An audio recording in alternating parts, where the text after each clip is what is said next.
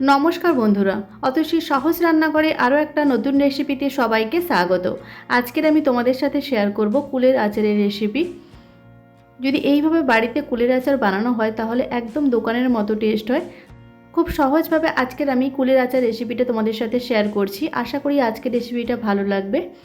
প্রথমে আমি 1 কিলো কুল খুব ভালো করে আমি ধুয়ে পরিষ্কার করে নিয়েছি। এখন আমি কুলের বোটাগুলো আমি ছাড়িয়ে নেব। সমস্ত বোটাগুলো আমি এইভাবে ছাড়িয়ে নেব। বোটাগুলো ছাড়ানোর আগে কুলটা আমি খুব ভালো করে পরিষ্কার করে নিয়েছিলাম।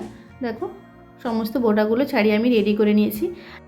এখন আমি একটা ভাজা মশলা রেডি করে নেব। তার জন্য আমি নিয়েছি 2 চামচ গোটা জিরে, কয়েকটা শুকনো লঙ্কা, কয়েকটা তেজপাতা, আর নিয়েছি 2 চামচ গোটা মৌরি, আর নিয়েছি 2 চামচ গোটা ধনে। এগুলো আমি শুকনো খোলায় ভেজে নেব। তার জন্য গ্যাসে আমি একটা কড়াই বসিয়ে দিয়েছি।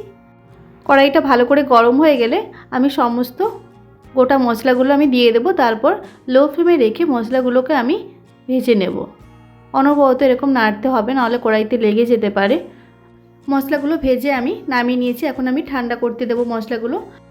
এখন আমি দিয়ে দেবো ওই কড়াইতে 1 গ্লাস জল, আর দিয়ে দেবো 1 কেজি আখের গুড়। যতটা কুল নিতে হবে ঠিক ততটাই গুড় দিয়ে দিতে হবে।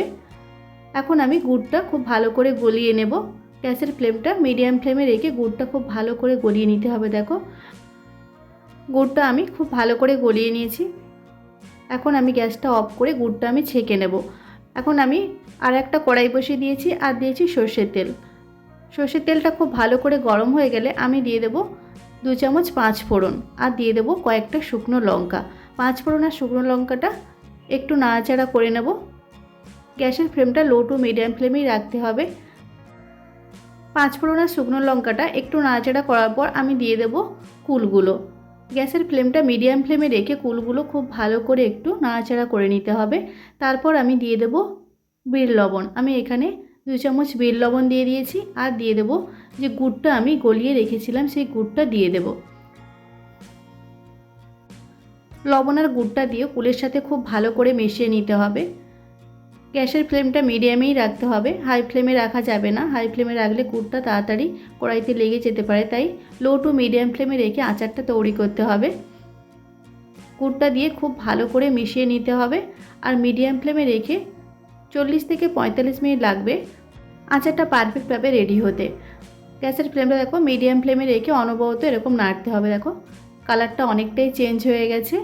40 থেকে 45 মিনিট পর আমি তোমাদের দেখাচ্ছি। দেখো, গুড়টা অনেকটা ঘন হয়ে গেছে। একদম ঘন করলে হবে না।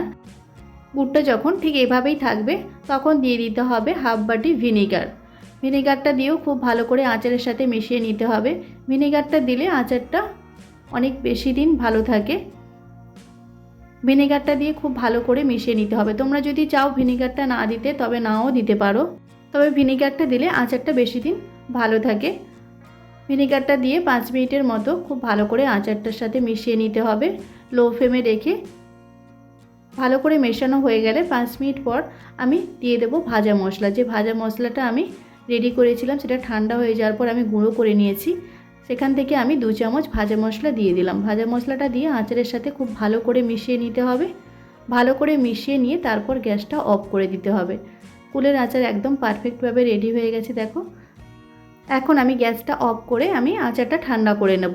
তারপর আমি একটা কাঁচের বয়ামে রেখে দেব। এটা 1 বছর পর্যন্ত আচারটা একদম ভালো থাকবে। অবশ্যই তোমরা বাড়িতে একবার এইভাবে কুলের আচার বানিয়ে দেখো। বাজার থেকে না কিনে খুব সহজভাবে তোমরা বাড়িতে বানিয়ে নিতে পারবে। আর আচার খেতে আমাদের সকলেরই ভালো লাগে, তো অবশ্যই তোমরা বাড়িতে একবার কুলের আচার এইভাবে বানিয়ে দেখো। দেখো, আমি তোমাদের একটা প্লেটে আমি নিয়ে দেখাচ্ছি আচারটা কতটা সুন্দর হয়েছে। আর ভিডিওটা দেখেই তোমরা বুঝতে পারলে যে আচারটা বানানো কতটা সহজ। তো আশা করি আজকের ভিডিওটা তোমাদের ভালো লেগেছে। যদি ভালো লাগে তাহলে অবশ্যই একটা লাইক করে দেবে, আর কমেন্ট করে জানাবে কেমন হয়েছে। আমার রেসিপিগুলো যদি তোমাদের ভালো লাগে তাহলে অবশ্যই আমার চ্যানেলটিকে সাবস্ক্রাইব করে পাশে থাকা বেল আইকনটি প্রেস করে অল অপশানে ক্লিক করে দেবে। তাহলে যখন আমি নতুন ভিডিও আপলোড করব সবার প্রথম তোমাদের কাছে নোটিফিকেশন পৌঁছে যাবে। আজকের ভিডিওটা এই পর্যন্ত। নেক্সট কোনো ভিডিওতে তোমাদের সাথে আবার দেখা হচ্ছে নতুন কোনো একটা রেসিপি নিয়ে। ততক্ষণে তোমরা ভালো থেকো, সুস্থ থেকো। ধন্যবাদ।